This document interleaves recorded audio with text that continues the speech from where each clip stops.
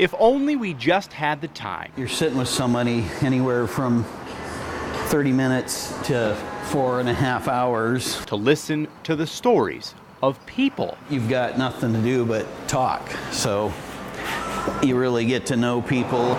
We may find perception deceives us. There's no storefront on Main Street. I always try to be different. No ink without an appointment. There's no impulse tattoos here.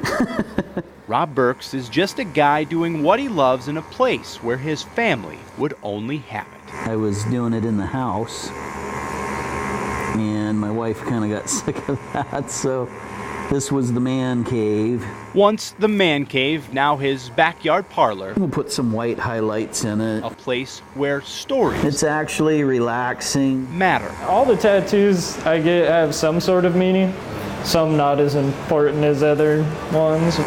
Rory Oddie is a 7-time customer of Rob Burks. He's also a friend. In a small town where those friends are more like family. It's like having a whole town full of siblings. And all roads seem to lead to one place. You definitely know everybody here. There are few who don't know Oh, remember that guy. Rob Burks. It was my first tattoo and I was so scared. But it being Rob, he's my friend's dad and I've been to their house a million times. He was really comforting. Dusty Sapp, a server at a local cafe in Tonasket, wanted a tree as a symbol to always stay grounded at home. When I go off and do my own thing, I'll always have my roots back here. And so it's got a lot of stuff inside, kind of. Cassie McCann's grandmother loved hummingbirds, and she passed away 2 years ago. And so Rob did some really pretty symbolism in there. Her initials are actually in there. I got it, I think about a month after I graduated from the academy. Preston Ray, a Tonasket police officer, is always reminded to never surrender to criminals. It's Latin for to take a wolf by the ears, basically to be in a bad situation and not let go. Police Secretary Yvonne Kennedy has one too. It's my husband's name. It says Tommy. It's kind of cool. As common as a cop with a badge on his chest, in this department, who could object to ink in plain sight? I think somebody asked me, how is your chief going to feel about it?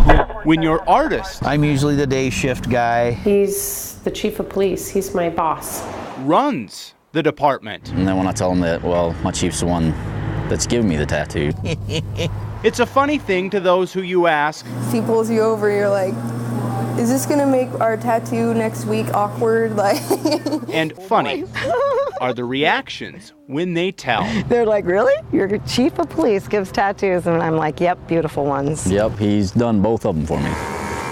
It's a hobby that turned into a part-time profession for Burks. I think it's awesome. Trading a Springfield sidearm by day for a hummingbird by night. Doesn't sound real manly, though. And you have heard the term, so why not poke fun at the cop who's named his business? I don't know, it just seemed really funny. Big Pink Ink. Get incorporated, and then it'd be Big Pink Ink, which sounds a little like oink oink. It's to protect, and in more ways than one, serve. Just making sure we got all our lines looking good here.